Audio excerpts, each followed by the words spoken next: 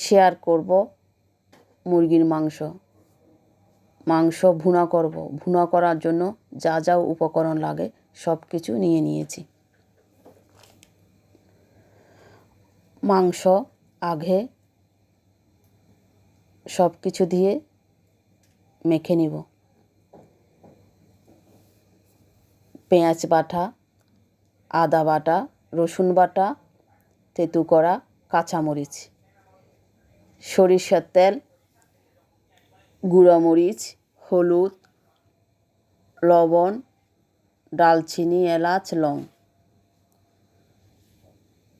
সব কিছু ভালো করে মেখে কিছুক্ষণ ঢেকে রেখে দেব। কিছুক্ষণ রেখে দিলে মাংস ভিতর সব কিছু ঢুকে যাবে, স্বাদটাও ভালো হবে। তাহলে আপনারা দেখতে থাকুন কিভাবে রান্না করছি। শেষ পর্যন্ত রান্নাটা দেখবেন আর আমাকে সবাই সাপোর্ট করবেন। সাপোর্ট করলে হয়তো আমি এগিয়ে যেতে পারবো। আর যদি রান্নাটা ভালো লাগে আপনারাও ওইভাবে করে দেখবেন, খেতে মন্দ হবে না।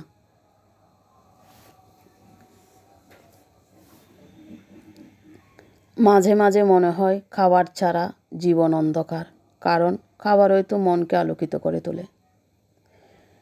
কিছুক্ষণ ঢেকে রেখে দিলাম।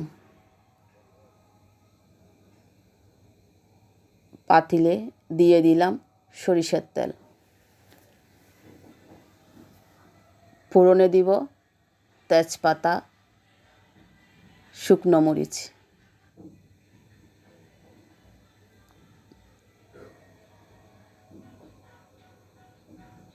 অল্প পরিমাণ পেঁয়াজ দিয়ে ভালো করে ভেজে নিব। পেঁয়াজ ভাজা হয়ে গেলে মাংস দিয়ে দিব। আজকে মাংসতে কোনো জল ব্যবহার করব না। মাংসের গায়ে থাকা জল দিয়ে রান্না করে নিব। মাংস দিয়ে দিলাম। মাংস কষাতে কষাতেই মাংস ভুনা রান্না হয়ে যাবে।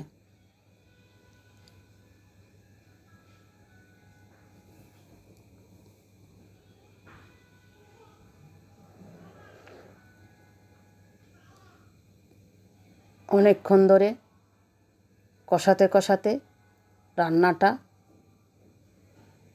প্রায় হয়ে যাবে। খাবার খেতে হলে শুধু পেট ভরানো নয়, মনও ভরানো দরকার। তাই খাবারের সাথে ভালোবাসা এক হওয়া জরুরি। রান্নার মাঝখানে আপনাদেরকে বাইরের আকাশ দেখাবো। স্বচ্ছ নীলিমার কি সুন্দর আকাশ, রোদে ঝলমল করছে। একটুও জল দিইনি, দেখেন কীরকম জল বেরিয়ে গেছে। এই জলের মধ্যে রান্না করে নিব।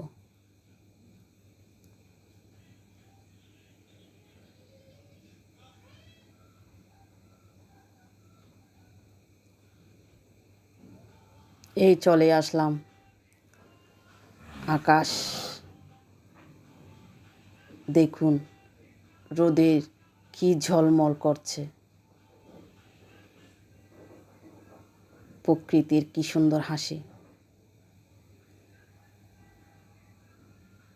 রান্নাও প্রায় শেষের দিকে। নামানোর আগে ম্যাগি মশলা, ধনেপাতা দিয়ে নামিয়ে নেব।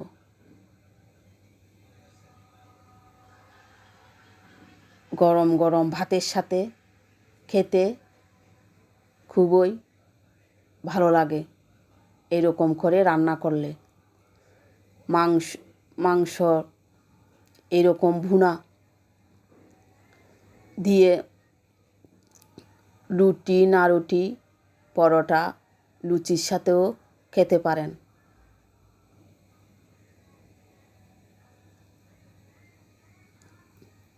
সবাই ভালো থাকুন, সুস্থ থাকুন, সবার জন্য শুভকামনা রইল।